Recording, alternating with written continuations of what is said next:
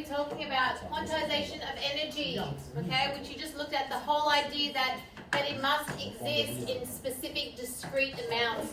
So discrete in terms of mathematically discrete, so fixed set values. It can't just be any value, it must be certain values.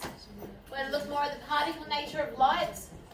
So the idea that we've looked at light as a wave and looked at Young's double-slit experiment. So now we're looking at, well, light also has particle behavior. The idea of energy momentum of a photon, even though it's massless, which is pretty crazy, Compton scattering, and the photoelectric effect. So, first challenge, and I would like you to do this, even though there's people late, is grab your phones or your laptops and log into Moodle. And in Moodle, I want you to, with the person next to you, list 10 things you've learned from units 14, 15, and 16. Let's get into the lesson. Timeline of quantum mechanics. So, 1704. Newton wasn't just coming up with his laws of motion, he was also thinking about light and stated that light is made of particles. And that wasn't really thought about until 1801, where Young's double-slit revolutionized the concept that light actually is a wave. And they really thought that light was a wave until basically Max Planck came up with this well, didn't come up with this, but realized that were some issues with thinking that light is just a wave. So there was issues with that theory. And they all came from this observation. So if we step back and we think about what we know about molecules, gas molecules. So the Maxwell-Boltzmann distribution looked at the velocity of molecules, so 3 different, gases, okay, versus the number of molecules in there. And they looked at the idea that that we knew that we have an average velocity where a bulk of them are, but then we've got some molecules in there that are moving slower and some that are moving faster. And if you think about, when I went and got my soy latte this morning, they might have frothed the milk to 60 degrees, and we can have an average, kinetic energy of the particles, but that's this average kinetic energy of the particles. So although most of them might be to 60 degrees, some of them are going to be hotter and some of them are going to be colder depending on where they are in the liquid. And this was well established that Planck looked at and went, well,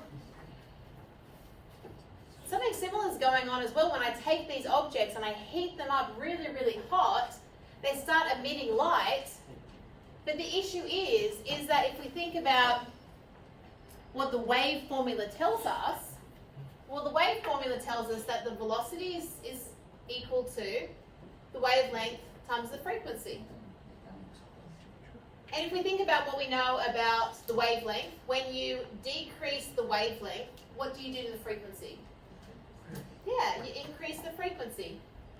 So the idea, if you look at this, is, well, when I decrease the wavelength, the frequency increases. When I increase the frequency, what happens to the energy intensity? It should also increase. Because when we increase frequency, we should increase the amount of energy that we have. So they knew this from the wave model. But the problem is that, okay, just in like the previous video, is that it didn't follow that relationship. You then had this cut off where it actually comes back to 0. And it was this idea of what's going on. It's no longer following the pattern that it should. So Planck, in a nutshell, Planck just came up with this idea that maybe light isn't just a wave, but it's actually a particle too. And that those particles exist with quantized amounts of energy, depending on the frequency that it has. And that was his solution with saying that actually when we get back to, with this object, when we come back to this UV, the reason that the intensity drops is because there isn't very many of them. And if it was just a wave, this should keep on going, up till infinity. But if it's actually particles, then we think here I have a bulk of particles, and here I just don't have very many. And that was his idea he came up with, matched out of the previous graph data. So the previous graph looked at, well, yeah, here I do have some particles moving at this velocity, I just don't have very many of them. And that was the idea that he came up with, that light must also be particle in nature. And that explains this idea that yes, we have some in this UV spectrum that have a higher frequency, we just don't have very many of them. So that was his whole link. And that's about as much, we could go so much more into this, but that's basically blackbody radiation and what it did for our understanding of wave being a particle, of light being a particle and a wave. Was the idea that it only fits this graph if we understand that light and electromagnetic waves are particles, and that when you just don't have very many of them, you won't have very much energy. So how do we think about that from that's a really complex way, but if we take a step back, how do we do the mathematics of it? Well, Planck came up with the relationship that energy is directly proportional to frequency, but with a constant value, but in quantized discrete amounts of 6.626 times 10 to the negative 34 joule seconds. So the idea that energy cannot be any value, it must be specifically related to amounts of his constant. Does that kind of make any questions with that? So when we talk about discrete quantized values, is that this frequency is the same as the wave motion, but the energy can only come in terms of little packets and specific amounts of the constant value. Does that make sense? Any questions with that? No, that's just the whole idea. This is what quantizes it. Okay, is it makes it specific quantities. And of course, if I look at my speed of light, my wave formula, I can rearrange frequency to include speed of light and wavelength. So, when I use this formula, if I look at a question like this, calculate the energy of a photon of green light with a frequency of 5.5 times 10, that's meant to be 14 hertz. Give your answer in electron volts, or let's take a step back before electron volts. If we have, Planck's formula, we've got Planck's constant, 6.626 times 10 to the negative 34, multiplied by the frequency, we get our answer in joules. That's not a problem. Now, sometimes though, it's a little bit inconvenient to represent energy in joules when it's so small. Because times 10 to the power of negative 19 is a very small number. So we sometimes use the concept of electron volts. So 1 electron volt is the energy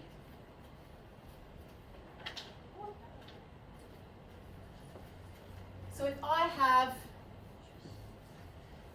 parallel plates, positive, positive, positive, positive, you guys know what I mean? That's at 0, that's at 1 volt. So if I want to move an electron from here to here, it's going to gain energy, right? It gains energy as it shifts.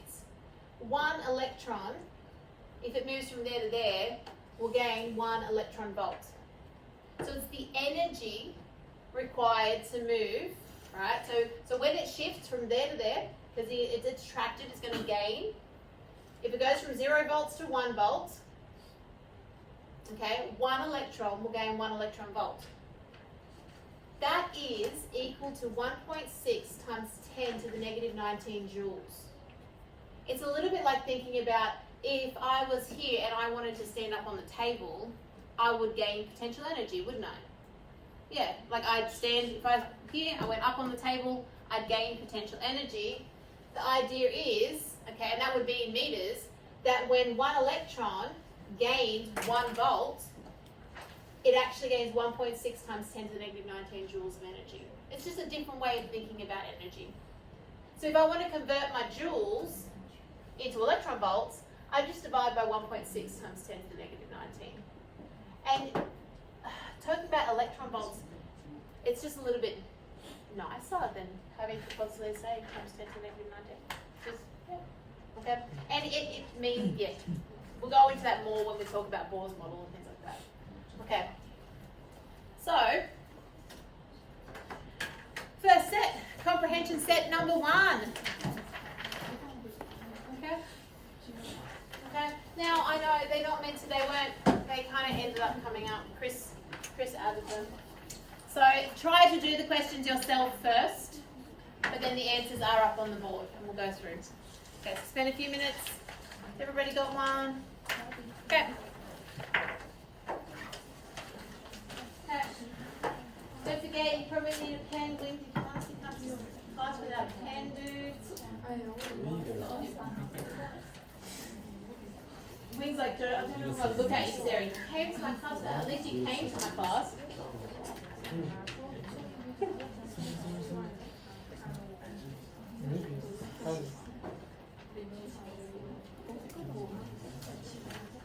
Pencil. I think it's got some. Dude, you need to come to class with it. Don't you ever think about how much, like how much does it cost to come to this school? A lot of money. Bring a pen. Okay?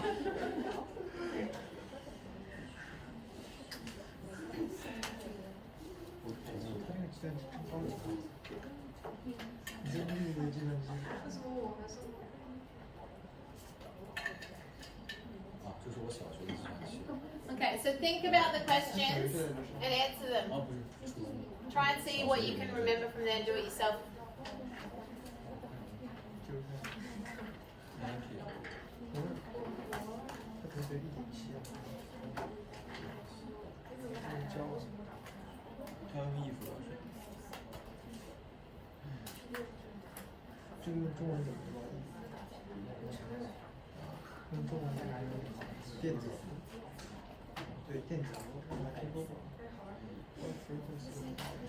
He's here, Doris here, Iris here, Cecilia's here, Carrie,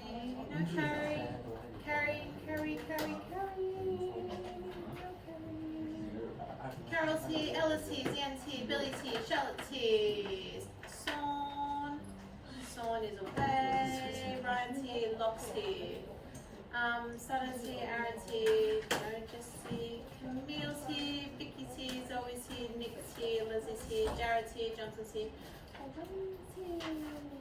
Done.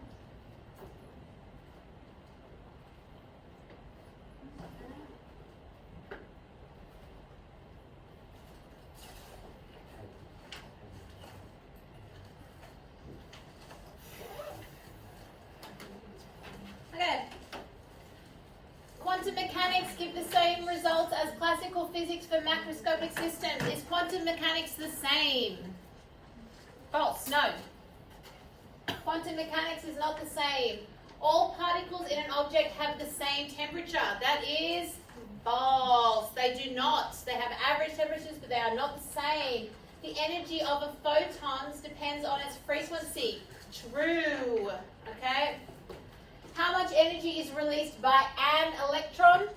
Moving from a potential of 4.2 volts to 2.5 volts, give the answer 1.7 electron volts. It's just the difference. The E represents that it's the energy of one electron. Okay? It's just quantizing. Okay? That's one. So what frequency of light would be released if this energy was converted to electromagnetic radiation? Well, 1.7 electron volts, each 1 electron volts is equal to 1.6 times 10 to the negative 19 joules. So if we multiply that by 1.7, we get 2.72 times 10 to the negative 19 joules. Right? And then once we have energy, that energy is going to go into making the frequency. We are going to talk a lot more about this in 5 weeks' time. I think 5 or 4. I can't remember exactly. Okay? And then the idea that we just substitute in, find the frequency. And what colour is light released? Colour is wavelength dependent. So we just use our velocity speed of light formula. Plug it in. We find it is 731 nanometers, which is red. Okay. So it's on the slide. Check it. This is going to be a bulk of your Moodle and tutorial questions, is these style questions. the Moodle quiz is not ready. Unit 16 Moodle quiz is not ready yet because Pete was doing the timetable, so he's been flat out organising August timetable. You will get 2 weeks from when it is loaded on. Okay, so as soon as he's up there and loaded Unit 16 on, you will get 2 weeks from then. So it doesn't start yet or anything like that. It's just been very hard. Okay, so photoelectric effect.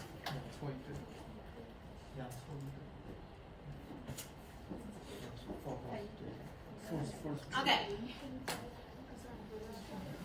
It was discovered that originally this was an electroscope. We just don't have an electroscope. And they took a charged electroscope and they shone light on it, and they realized that the electroscope discharged, it changed charge. And they're like, what is going on? Something must be happening with the electrons.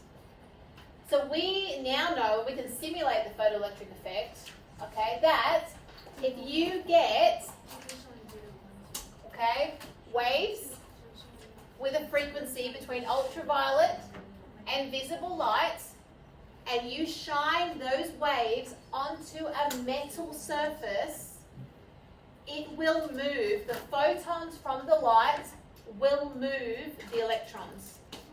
And that is the photoelectric effect. And I said, I had a big conversation with Chris about it. Chris is like, this is proving that light is a particle. And I'm like, no, from an engineer's perspective, it's really cool because we can take light and make energy. Like, so it's different ways of thinking, but I didn't think about solar cells utilizing the photons, the energy from the sun to move electrons. It's just very cool. So, if we have a high wavelength, so this is 850 nanometers. So it's a long, don't forget the relationship between, if the wavelength, if you have a high wavelength, what do you have with the frequency? Low frequency. How much energy do you have? Low. So here are our relationships, okay? So high wavelength, so that means a longer wavelength. Smaller frequency, smaller energy. So if we look here, we're at the infrared high wavelength. If I turn this on to full intensity, this is infrared. This is why you feel warm in the sun. The infrared gives you energy, but it's not enough energy to do anything, okay? But if we make a small wavelength, what happens to the frequency? High. What happens to the amount of energy?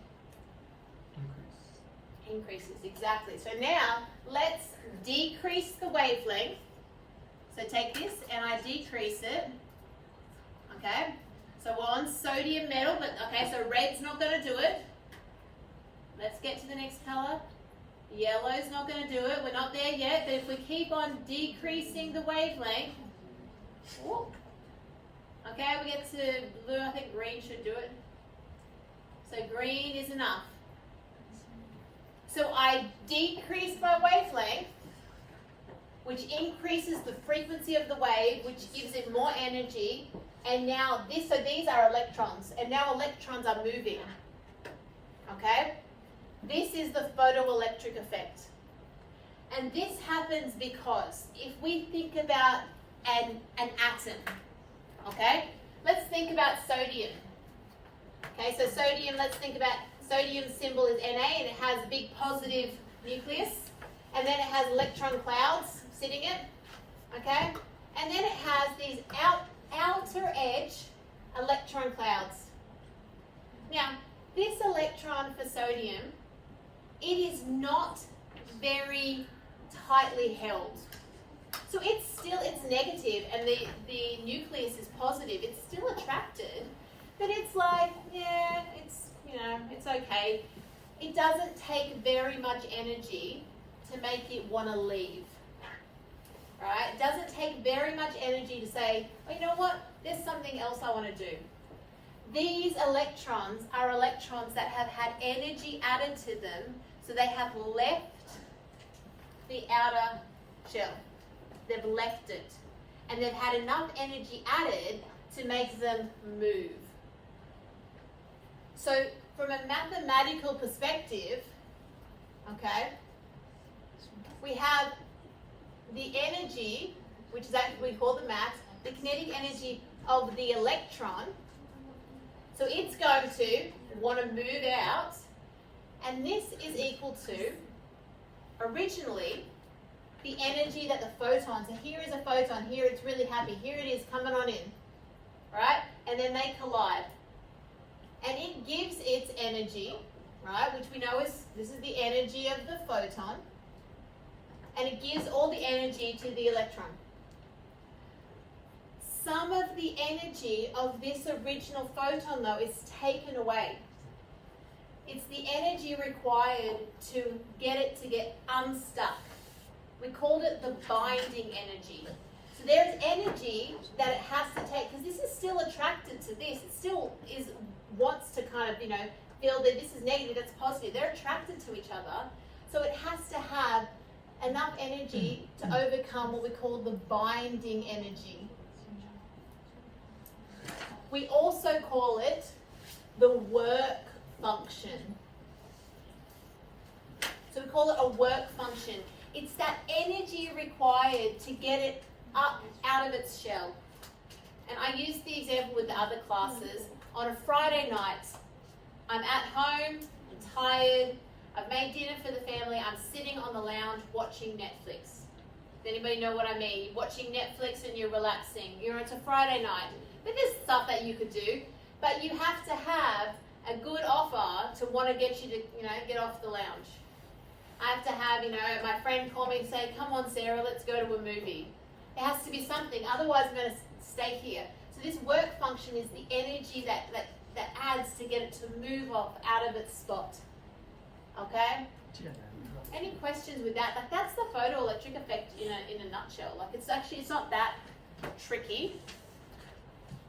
We can manipulate, the lower the frequency I go with my light, the more move, because here, remember, smaller wavelength, higher frequency, higher energy is going to make the kinetic energy of the electrons much faster, because this binding energy, work function, this is the same,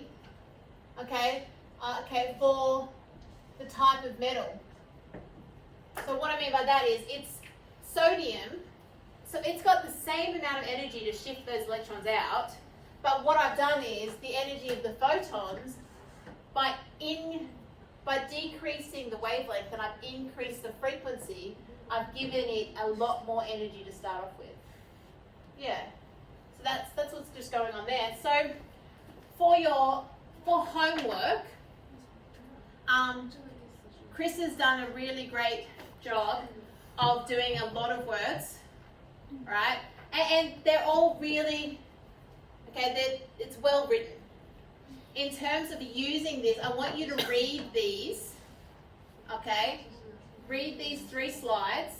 And for homework, I want you to go onto the forum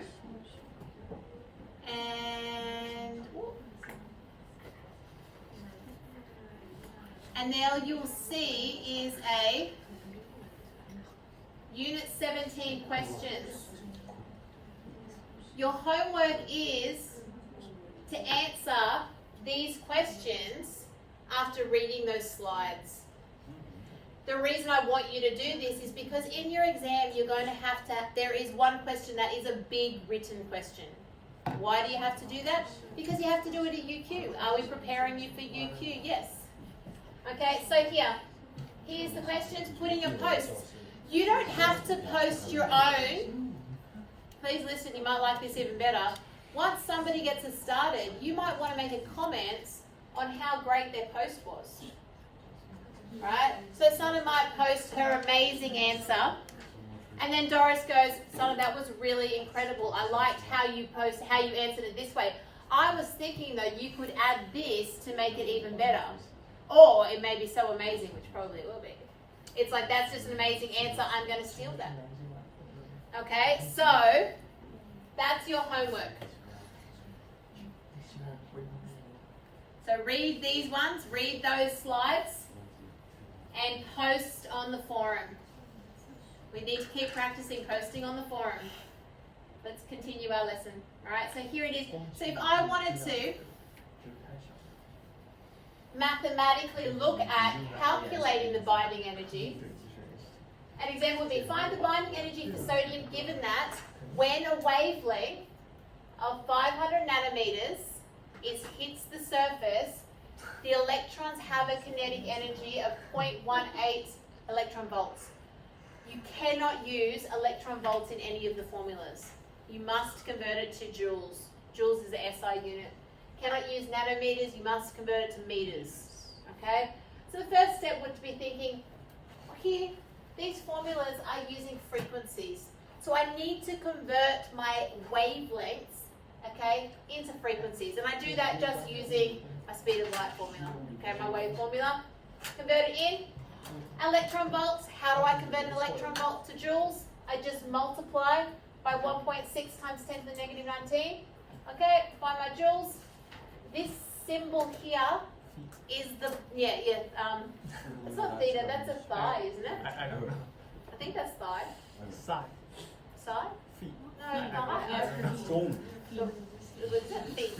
Feet, yeah. Okay, it's another symbol for the binding energy, also known as the work function. I don't know why there's two. Can't tell you that. There's probably a good reason.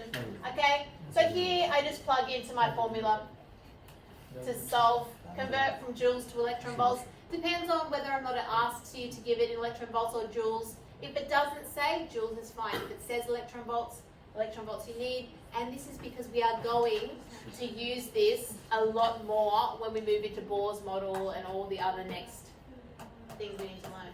Okay, so the last few things that we need to know is the idea that photons are moving.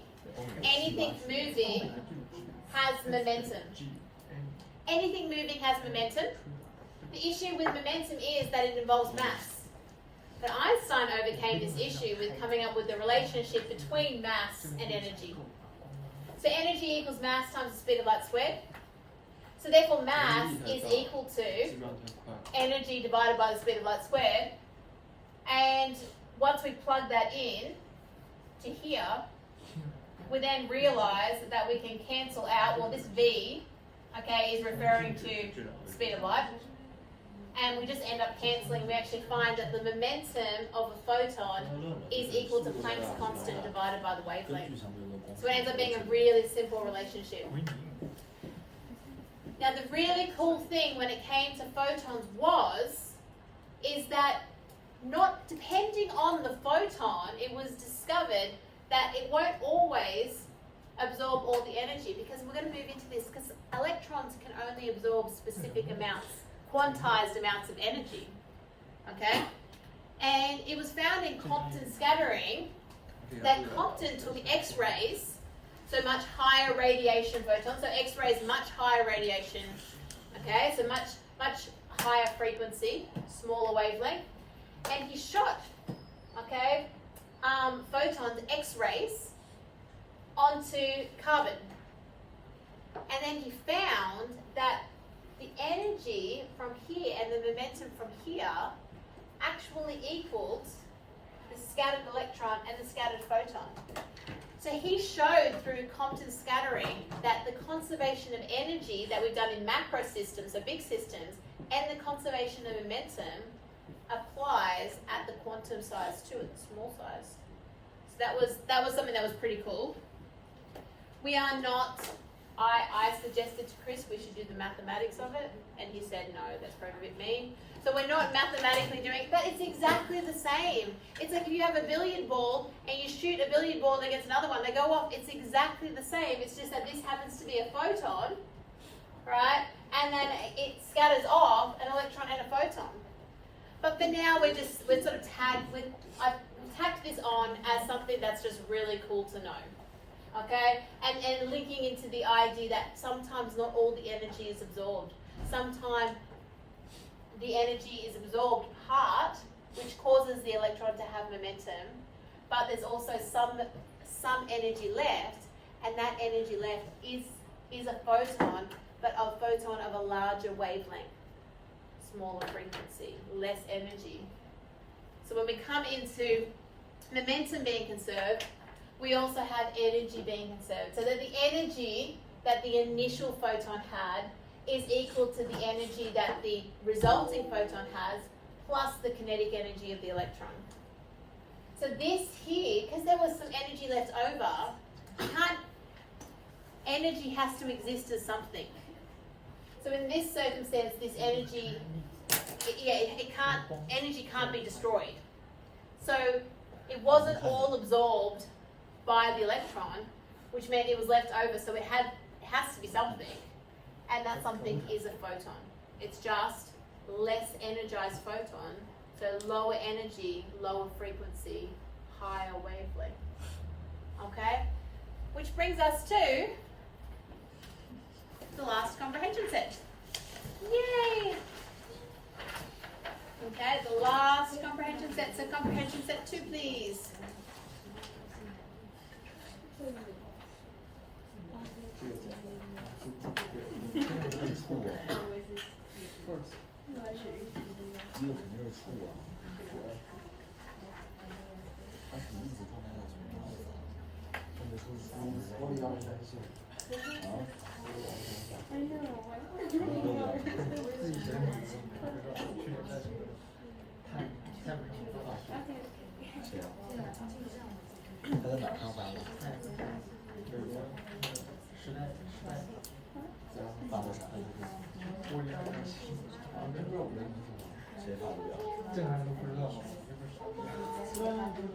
Look, I'm sure you say wonderful things about physics, aren't you? Just in physics, it's so amazing. Just love doing physics.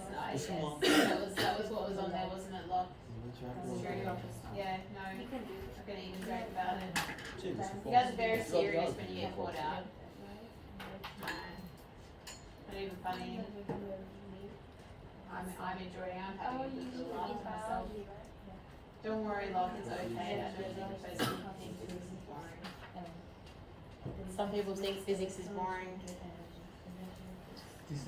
No. Okay.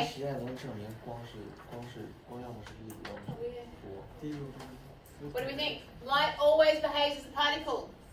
False. Light always behaves as a wave. False. Light can behave as a wave or a particle depending on the experiment. True. For each experiment below, state whether it demonstrates photons to be waves or particles. Photoelectric effect, waves or particles? Particles. Destructive interference, waves. Compton scattering, particles. And that's it. And it is one of those things, light always behaves as a wave. It's like, I see where you're saying, you're like, but it does, but it doesn't, but it does, but it doesn't. Yeah, but no, but that's the... It depends on these. I suppose it depends on what we're looking for when we look at it. It's like, yeah, it blows my mind to kind of, because you can't even see it either.